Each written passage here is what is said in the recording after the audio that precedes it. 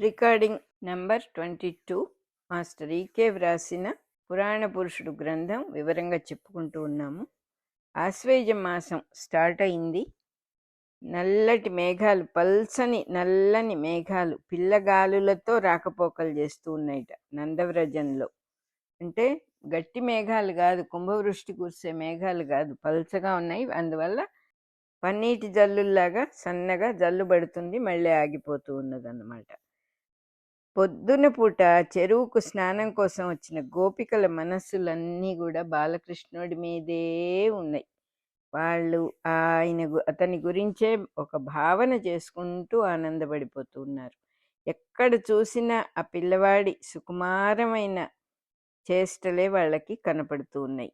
మబ్బులు చెరువు వైపుకు వస్తూ ఉంటే ఆ పొద్దున పూట ఉన్న ఎండపొడ వాళ్ళకి చిన్ని శిశువైన కృష్ణుడే గుర్తుకొస్తూ ఉన్నాడు వాళ్ళకి. ఏది చూసినా ఆ నల్లని చిన్న శిశువు ముఖ కవళికలే కనపడుతూ ఉన్నాయి. చెరువు నీళ్ల మీద వాన చినుకులు పడుతుంటే పిల్లవాడికి స్నానం చేయించటం గుర్తుకొస్తోంది. తోటల్లో కడిమె పూలు గుత్తులు గుత్తులుగా పూస్తే వాటి మీద వాన బిందువులుంటే పిల్లవాడే శ్రీకృష్ణుడే కళ్ళు మిటకరించి చూస్తున్నట్టుగా ఉంది వాళ్ళకి.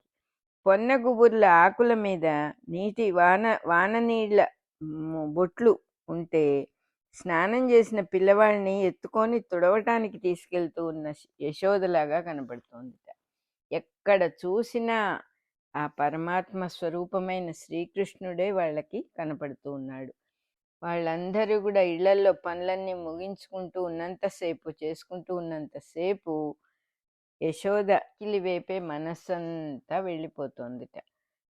తొందరగా ఇంట్లో పనులు ముగించుకొని యశోద ఇంటికి వెళ్ళిపోవటం అనేది రెగ్యులర్గా ఒక అలవాటు అయిపోయింది ఇప్పుడు వాళ్ళకి. ఆ కారణంతో మగవాళ్ళందరికీ కూడా పెందరాడే భోజనాలు అమర్తూ ఉన్నాయట. పెందరాడు అన్ని పనులు చేసుకొని వెళ్ళిపోతున్నారన్నమాట.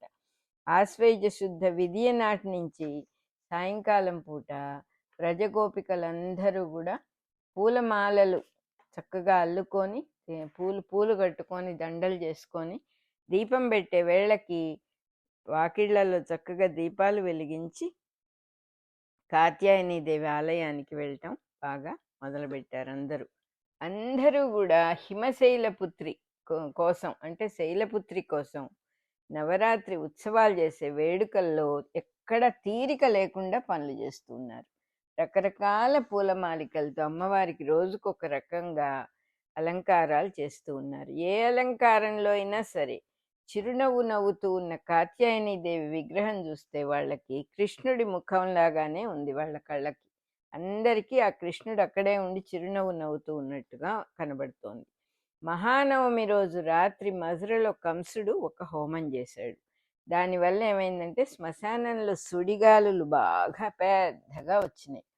పైన ఎగురుతూ ఉన్న పక్షులు కూడా వాటికి కంట్రోల్ తప్పిపోయి సుడిగుండాల్లాగా గిరగిరా తిరగటం మొదలుపెట్టినాయి. చింత చెట్టు మీద నుంచి గిరగిరా తిరుగుతూ ఉన్న ఒక రాక్షసుని తల ప్రత్యక్షమైందిట. కంసుడు ఆ రాక్షసుడితో ఇట్లా అన్నాడు.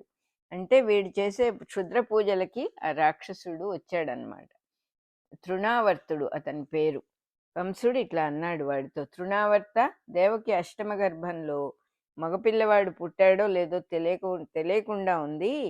నాకు చూపించిందేమో ఆడపిల్ల, అది శక్తి స్వరూపిణిలాగా కనపడింది.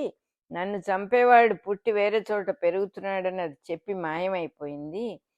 పుట్టుటయ్యే వేరే చోట పుట్టాడా లేకపోతే వేరే చోట పెరుగుతున్నాడో కూడా తెలియటం లేదు. పూతనని పంపించాను, అది రాలేదు. శకటాసురుణ్ణి పంపించాను, వాడు రాలేదు.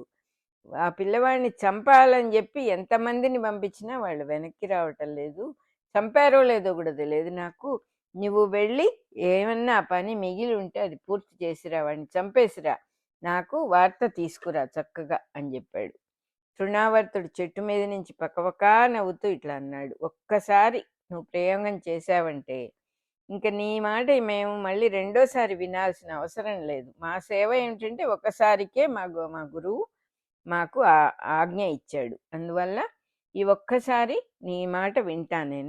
నా పని నేను నిర్వర్తించుకుని వెళ్ళిపోతాను, నువ్వు మళ్ళీ తిరిగిరా అంటున్నావు కదా, నేను తిరిగి రావటం ఉండదు అంటూ తృణావర్తుడి తల గాల్లో తేలుతూ తేలుతూ తేలుతూ మాయమైపోయింది. విజయదశమి రోజు సాయంకాలం కాత్యాయని దేవికి త్రిపుర సుందరి అవతారాన్ని అలంకరించారు. చూడటానికి వచ్చిన ముత్తైదువులందరితో పాటు యశోద కూడా పిల్లవాడిని తీసుకొని ఆలయానికి వచ్చింది. సర్వ అలంకారాలతో చక్కగా ఆ అమ్మవారిని చూడాలని, సర్వ అలంకారాలతో ఉన్నటువంటి త్రిపుర సుందరి అలంకారాన్ని చూడాలని వేడుకబడుతూ యశోదాదేవి పిల్లవాడిని ఎత్తుకుని గర్భాలయంలోకి వచ్చింది. బాలకృష్ణుడు కళ్ళు విప్పి దేవీ రూపాన్ని చూసి కేరింతలు కొడుతూ నవ్వాడు. ఇంతలో ఏడ్చాడు. ఏడుస్తున్నాడని యశోద బయటికి తీసుకొచ్చింది. ఆలయ ప్రాకారం లోపల ఆరు బయట నిలబడింది. అంటే ప్రాకారం లోపలే ఉంది కానీ ఆరు బయట, గుళ్ళో నుంచి గర్భగుళ్ళోంచి బయటకు వచ్చి బయటగా నిల్చుంది. పిల్లవాడు ఏడుస్తున్నాడు కదా అని. ముత్తైదువులందరూ ఆవిడ చుట్టూతా చేరి పిల్లవాడిని పలకరిస్తూ ఉన్నారు. ఆకస్మికంగా ఉన్నట్టుండి పిల్లవాడు తెగ బరువైపోయాడు, ఎత్తుకోలేనంత బరువైపోయాడు. అందువల్ల ఏమైంది, యశోదమ్మ తొడలన్నీ నొక్కుకుపోతున్నాయి, ఎత్తుకోలేనంటున్నాడు. ఎందుకో పిల్లవాడు బరువెక్కిపోతున్నాడు, మీరెవళ్ళైనా తీసుకోండి అని అడిగింది. గోపకాంతలందరూ ఎత్తుకుందామని చూస్తే వాళ్ళు కూడా ఆ బరువుకు ఎత్తుకోలేకపోయారు. ఇంతలో సాయంకాలపు ఎండలో సుడిగాలులు మొదలుపెట్టినాయి. ప్రచండమైన గాలి మొదలుపెట్టింది. ధూళి ఎగిరి అందరి కళ్ళల్లోకి ధూళి పడిపోయింది. దుమ్ము లేచి ఆ దుమ్మంతా వీళ్ళ కళ్ళల్లో పడిపోయింది. సుడిగాలిలో గడ్డి పరకలు కూడా అన్ని ఎగిరి ఒక ఆకారం, ఒక శరీరపు ఆకారం వచ్చేసింది. ఆ సుడిగాలిలో గడ్డి పరకలే ఒక శరీరంలాగా ఆకారం కట్టుకుని పెద్ద ఆకారం, ఆ పెద్ద ఆకారం భీకరంగా అయిపోయి పిల్లవాడిని ఎత్తుకొని పైకి లాగేస్తూ ఉన్నది. క్షణాల్లో పిల్లవాడు సుడిగాలి వేగానికి పైకి వెళ్ళిపోయాడు. బాలుణ్ణి ధ్వజస్తంభం ఎత్తుకు లేపి గిరగిరగిర తిప్పింది ఆ ఆకారం. ధూళి పొరల్లో నుంచి చూస్తూ ఉన్న ఆడవాళ్లలో కొంతమంది పెద్ద పెద్దగా కేకలు పెట్టారు, కొంతమంది ఫెయింట్ అయి పడిపోయారు, కొంతమంది పైకి చూస్తూ పిల్లవాడు పడిపోతాడేమో అందుకోవాలని ప్రయత్నం చేశారు. ఆ మట్టిలో పిల్లవాడు, ఆ ధూళిలో పిల్లవాడు అసలు ఎక్కడున్నాడో కనపడలేదు. కొంచెం సేపట్లో ఆ దేహాకారం గిరగిర గిరగిర తిరుగుతూ తూలుతూ ఉన్నట్టుగా కనపడింది. సుడిగాలి పైనుంచి కుండలతో కుమరిచినట్టుగా నెత్తురు కండలు అన్నీ కింద పడ్డాయి. వెంటనే ఆ నెత్తురులో నుంచే 2 కోరలు ఊడిపడ్డాయి. వాటి వెనుక 2 గుడ్లు ఊడిపడ్డాయి. ఒక రాక్షసుని తల ముక్కలు ముక్కలుగా ఊడిపడటం అందరూ చూశారు. హాహాకారాలు వికృత ధ్వనులుగా దిక్కులన్నీ దద్దరిల్లిపోయేటట్టుగా పెద్దగా ఎవరో హాహాకారాలు చేశారు. ఆలయం చుట్టూత సంపెంగ చెట్ల మీద ఉన్న పక్షులన్నీ గలగలగలమని శబ్దం చేసుకుంటూ ఆకాశానికి ఎగిరిపోయినాయి. కుక్కలు గుంపుగా చేరి మోరలెత్తి అరుస్తూ అటు ఇటు పరుగులు ఎత్తినాయి. పొలాల నుంచి వెనక్కి వస్తూ ఉన్న గోపకులందరూ ఒక్క పరుగున చేతిలో కర్రలు పట్టుకొని ఆలయ ప్రాంగణంలోకి వచ్చేశారు. ధ్వజస్తంభం ఎత్తున బలిష్టంగా ఉన్న ఒక రాక్షసుని దేహం, శరీరం తటాలున మద్ది చెట్టు కింద పడ్డట్టుగా నేల మీద కూలిపోయి పడిపోయి తన్నుకోవటం మొదలుపెట్టింది. ఆ రాక్షసుడి పొట్ట మీద పిల్లవాడు ఉన్నాడు. నందగోపుడు ఇంకా కొంతమంది కూడా ఒక్క గంతున పిల్లవాడిని తీసి ఎత్తుకున్నారు. రాక్షసుడి శరీరం శవమైపోయి బిర్ర బిగిసి ఉలిక్కిపడి అంతలో మాయమైపోయింది. రక్తం, కండలు, కూరలు, గుడ్లు అన్నీ మాయమైపోయినాయి. ఏ గుర్తులు మిగల్లేదు. అక్కడ ఏదైనా జరిగిందా అనే జాడ కూడా లేదు. సుడిగాలి దూసుకుంటూ మాయమైపోయి ధూళంతా కూడా చక్కగా అణిగిపోయి వాతావరణం అంతా మామూలుగా ప్రశాంతంగా అయిపోయింది. అందరూ ఏం చెయ్యాలో తెలియకుండా చేష్టలుడిగి, అంటే కదలకుండా శిల్పాల్లాగా అందరూ ఇట్లా నిల్చుండిపోయారు. నెమ్మదిగా పిల్లవాడిని యశోద దగ్గరికి ఇచ్చారు. అప్పుడే ఒళ్ళు తెలిసి ఏడుస్తూ ఉన్న యశోద ఏడు పాపి పిల్లవాడిని ఎత్తుకుంది. గర్గ మహర్షి అక్కడికి వచ్చి అంతా కూడా గమనించారు. ఆయన నందగోపుడితో ఇట్లా అన్నారు, నందరాజా, ఇతడు తృణావర్తుడు అనే రాక్షసుడు. కంసుడు ఇతన్ని పిల్లవాడి మీదికి ప్రయోగించాడు. ఇప్పుడు ఈ శిశువు బరువుకు తట్టుకోలేక వాడు కిక్కురు మనకుండా చచ్చాడు. నందుడు అన్నాడు, ఈ పిల్లవాడు ఇక్కడ పెరుగుతున్నాడని అయితే కంసుడికి తెలుసంటారా అన్నాడు. గర్గ మహర్షి అన్నాడు, తెలియదు, ఈ పిశాచాలకు మాత్రం తెలుస్తుంది. ఇతడు చనిపోయాడు కాబట్టి ఇప్పుడు నీకు ఆ భయం లేదు, వెనక్కెళ్ళి కంసుడికి చెప్తాడనే భయం లేదు అన్నాడు. నందుడు అన్నాడు, కంసుడు ఇంకో పిశాచాన్ని ప్రయోగించడు అని మనకి నమ్మకం ఏం లేదు కదా, మనం ఈ చోటు వదిలేసి వేరే చోటుకి వెళ్దామా మళ్ళీ అన్నాడు. గర్గ మహర్షి అట్లా అన్నాడు, ఈ పిశాచాలు మనం వెళ్ళిన చోటికి మటుకు రావని చెప్పలేం, వాటికి తెలుస్తాయి ఎక్కడున్నామో. మనుషులకు తెలియబడిన పిశాచాలు ఈజీగా కనుక్కుంటాయి. ఎక్కడున్నా ఎవరొచ్చినా ఈ పిల్లవాడికి ఎట్లాంటి భయం లేదు, నా మాట మీద మీరందరూ నిశ్చింతగా ఉండండి అన్నాడు. అందరూ పిల్లవాడితో యశోదని వాళ్ళ ఇంట్లో లోపల దాకా తీసుకెళ్ళి లోపలికి పంపించి అప్పుడు వాళ్ళ వాళ్ళ ఇళ్లకు వెళ్ళారు. ఆ రాత్రి ఎవరింట్లో వాళ్ళు తలుపులు భద్రంగా బిగించుకొని పిల్లల్ని దగ్గరగా లాక్కొని పిల్లల మీద చేతులు వేసుకొని దగ్గరికి తీసుకొని నిద్రపోయారు. నిద్రలో కూడా కొంతమంది పాపం మళ్ళీ సుడిగాలి సుడిగాలి అంటూ కలవరించారు. పిల్లలు నిద్రలో ఏవేవో చూసి పాపం బూచి బూచి అని నిద్రలేచి కేకలు పెట్టారు. మర్నాడు ఉదయం గర్గ మహర్షి కాత్యాయనీదేవి ఆలయం నుంచి పూలు తీసుకొచ్చి మంత్రించి అందరి ముంగిళ్లలోనూ ద్వారబంధాల ముందర చల్లారు, ఇంక భయం లేదు అని. గోవర్ధనగిరికి తూర్పు వైపుగా వ్రజకుంజము అనే గ్రామం ఉంది. ఆ గ్రామానికి చుట్టూ కొండ నుంచి కిందకి ఏటవాలుగా పొన్న చెట్లు, కడిమి చెట్లు గుబురు గుబురుగా పెరుగున్నాయి. వాటి మానులకి తీగలు అల్లించి పెళ్లి కాని పిల్లలు మల్లెలు జాజులు పెంచుకుంటూ ఉంటారట. ఇంటింటి పెరటిలోనూ అందరి ఇళ్ల పెరట్లలోనూ అంటే దొడ్లల్లో ఈ లతాకుంజాలు పెరిగి ఉంటాయిట. ఆ గ్రామానికి వ్రజకుంజం అనే పేరు అందుకే వచ్చింది. ఉత్తరం నుంచి దక్షిణానికి పాము పాకిపోయినట్టుగా చక్కని మలుపులతో చిన్న బాట ఉన్నదిట. ఆ బాటకి రెండు వైపులా ముంగిళ్లలో 4 చిన్న రథాల్లాగా ఒక పొన్న మొక్క, ఒక కడిమి మొక్క, ఒక మామిడి మొక్క, ఒక సంపెంగ మొక్క పెరుగుతున్నాయి. ఆ పెరట్లో చంద్రకాంతాలు, నందివర్ధనము, దొంతర మల్లె, గిరి మల్లె మొక్కలు పూలతో మనోహరంగా ఉన్నాయిట. పూల రేఖల మీద ఉన్న భాద్రపద మాసపు నీటి జల్లులు ఉద్యానలక్ష్మి చెవిపోగులకు పెట్టుకున్న రవ్వలలాగా తళుక్కుమంటూ ఉన్నాయిట. కడిమి మొగ్గల నుంచి ఆకుల చివళ్ల నుంచి వెళ్లాడుతున్న వానజల్లుల నీటి బొట్లు పుణ్యస్త్రీలు ధరించిన ముక్కు పుడకల్లాగా తళుక్కుమంటూ ఉంటే పొద్దునే వచ్చేటటువంటి సూర్యుని కాంతి ఆ నీటి బొట్ల మీద పడి ఇంద్రధనస్సులు తయారవుతూ ఉన్నాయిట.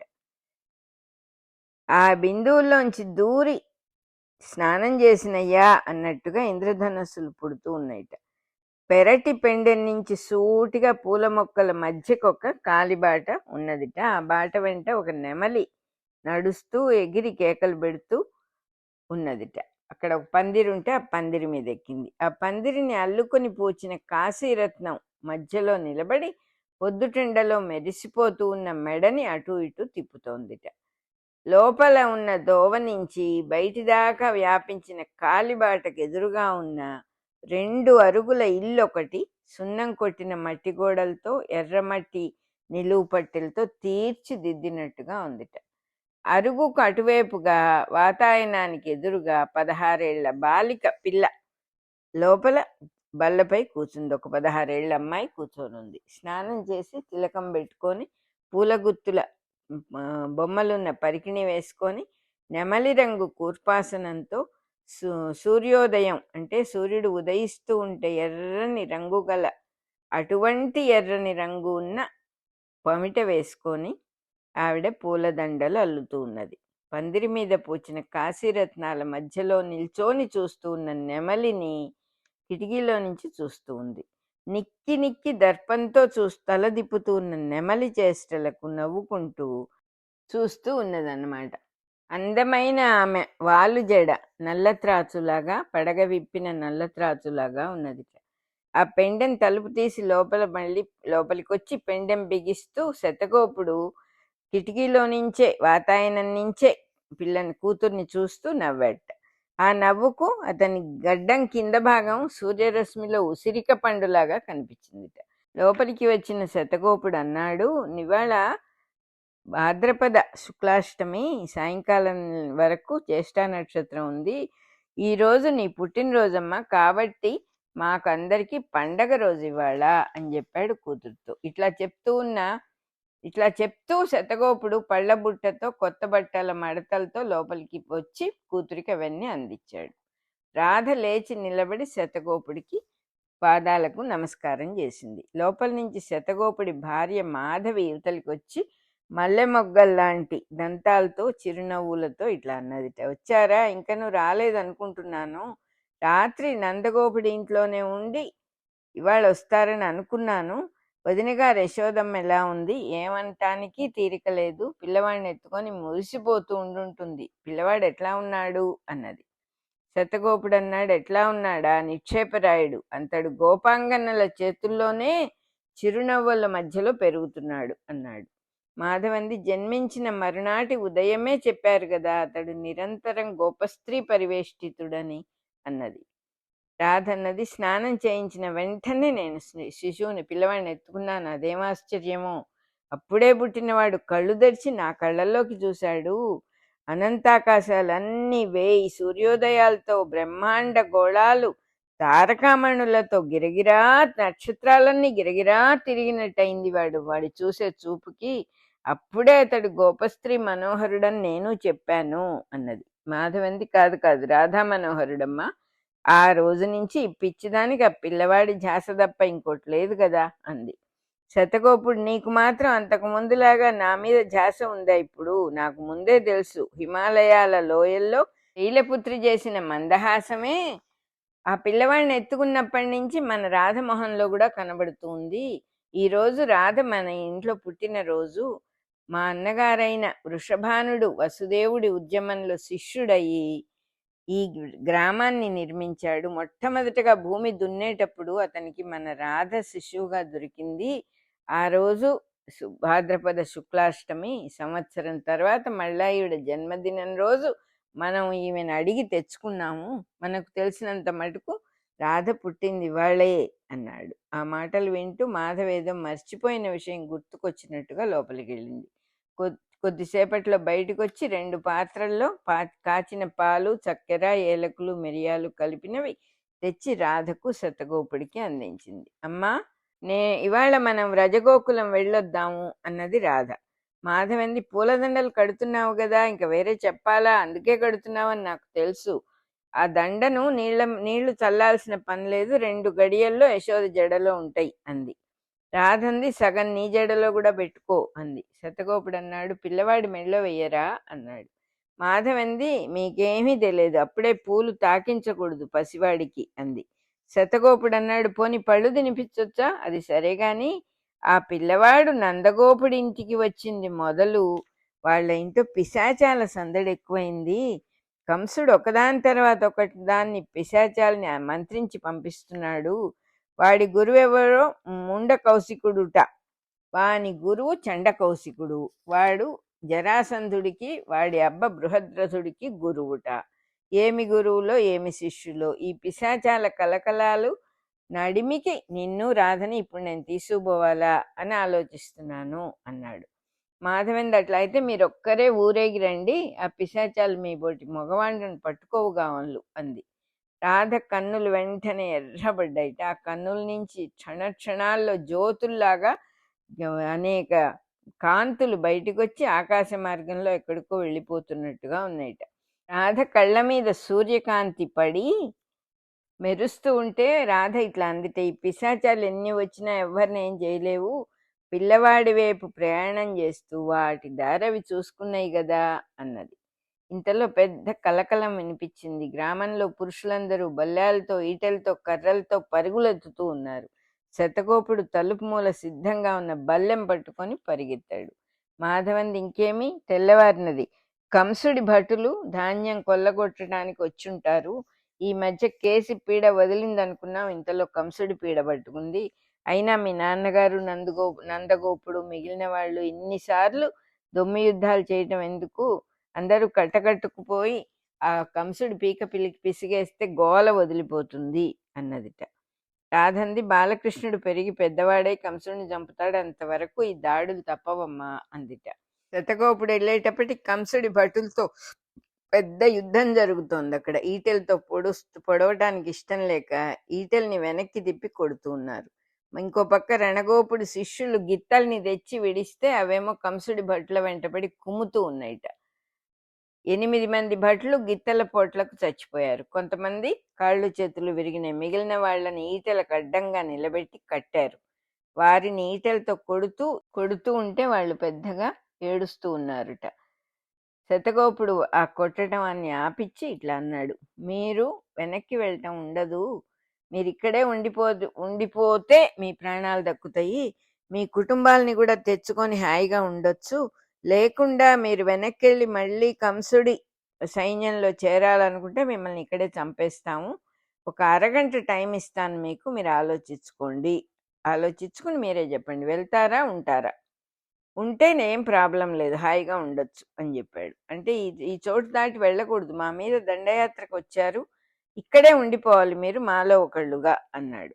వాళ్ళు ఆలోచించుకుని ఉండిపోవటానికే ఒప్పుకున్నారు. గిరిగుప్తానే గోపుడు ఇట్లా అన్నాడు, మిమ్మల్ని ఇప్పుడు విడిచిపెడతాం, ఈ దెబ్బతో మధురకి మీరు పారిపోయినా మాకు ఇష్టమే, కానీ ఇంకోసారి దాడి చేశారంటే కాళ్ళు చేతులు విరగ్గొట్టి ఎందుకు పనికి రాకుండా చేసేస్తాం మిమ్మల్ని, ఇప్పుడే కుటుంబాలతో వలస వచ్చేస్తే మీ కాళ్ళు చేతులు మీకు దక్కుతాయి, మీరెళ్ళి మీ కుటుంబాలని తెచ్చుకోండి, సుంకాలు లంచాలు కావాలనే మీ రాజుగారి కంసరాజ్యం కావాలో, మీ అన్నం మీరు ధైర్యంగా తినగలిగిన ఈ వ్రజరాజ్యం కావాలో మీరే తేల్చుకోండి, మిమ్మల్ని నమ్మి విడిచిపెడుతున్నాము, కావాలంటే మీకు దారి ఖర్చులకి భోజన పదార్థాలకి కూడా తీసుకెళ్ళొచ్చు ఏం కావాలో, ఇది నందగోప మహారాజు గారి ఆజ్ఞ అన్నాడు.